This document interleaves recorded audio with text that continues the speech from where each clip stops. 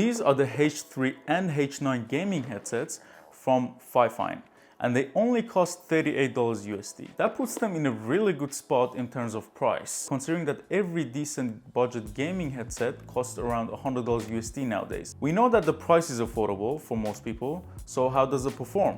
Well, that's what we're going to find out today. Let's talk about build quality. Looks like that FIFINE's signature look is to have a smiley face on the sides of their headphones.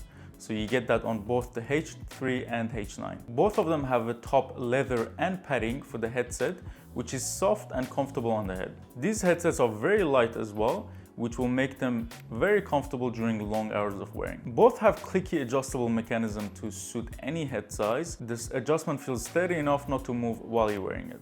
When it comes to the padding of the ears, both have small padding compared to most headsets. On the H9, my ear actually touches the driver, which is not a big deal, but something to note. The H3 has the nicer material as well on the padding area.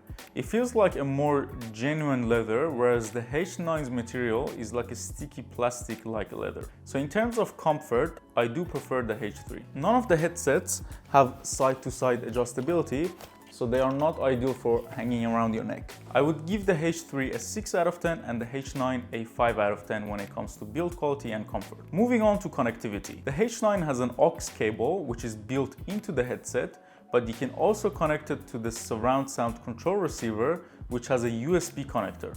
The receiver also lets you turn on and off the surround sound 7.1 and control the mic and audio sound, which is nice to have at this price point. Both headsets also come with a detachable mic.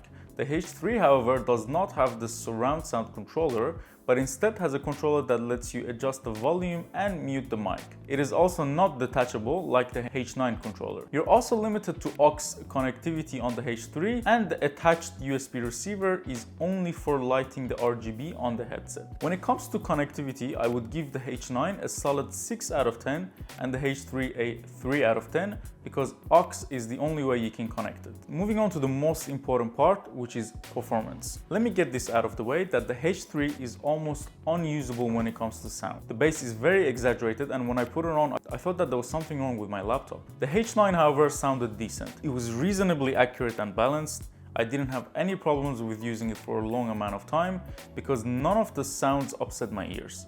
When it comes to gaming, it was very good as well. I could easily pick up where enemies were coming from, and I felt like I was in the game. For a $40 gaming headset, I was really impressed by it. But I would definitely stay away from the H3 as it just had a very exaggerated bass which ruined everything else in the sound. Right now what you're hearing is a test from the microphone on the H9. In my opinion, it's clear enough to communicate to your teammates if you're playing any type of video game. What you're hearing now is the microphone on the H3.